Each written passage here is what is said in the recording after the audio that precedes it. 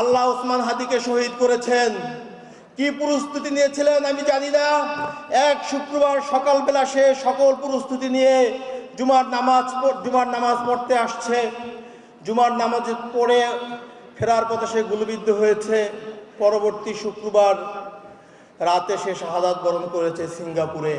ঘটনার 2 সপ্তাহ আগ থেকে খুনি আমাদের সাথে সাথে ঘুরে। আমরা কোনোভাবেই বুঝতে পারছিলাম না যে এই খুনি আমাদের খুব কাছ থেকে এত পরিকল্পিত রেকি করছিল ওসমানকে খুন করার জন্য। সে একাধিকবার অ্যাটেম্প নেওয়ার পরেও সে ব্যর্থ হয়েছে। আমরা পরবর্তীতে ভিডিওগুলো দেখেছি।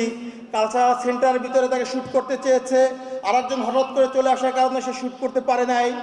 কিন্তু আল্লাহ তাকে জুমাবার শুক্রবারই কবুল করেছেন।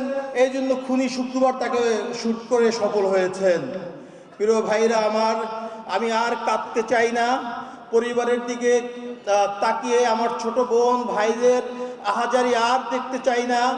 আমি আপনাদের কাছে একটাই দাবি জানাতে চাই, 2-3টা ইস্যুকে সামনে রেখে এই দাবি যদি আপনারা বাস্তবায়ন করতে না পারেন, এই বাংলাদেশের স্বাধীনতা সার্বভৌমত্ব আছে বলে আমরা মনে করি না।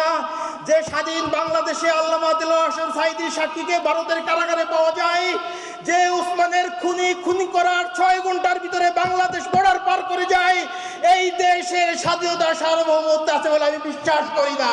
আমাদেরকে মানুষ ভয় দেখাচ্ছে, সামনে নির্বাচন, তোমরা এই খুনের দাবি তুলিও না, এদেশে আবার কোন সরকার ক্ষমতায় আসবে, তারা তোমাদেরকে কথা বলতে দিবে না। আমি আপনাদের কাছে বলতে চাই, কোন সরকার ক্ষমতায় আসবে কি আসবে না সেই সিদ্ধান্ত জনগণ নিবে। যদি আপনারাই কোন সরকার ক্ষমতায় আসবে আওয়ামী লীগের মডেলে নির্বাচন করে আবার আধিপত্যবাদীদের ক্ষমতায় আনতে দেন, এর জন্য আপনারাই দায়ী থাকবেন।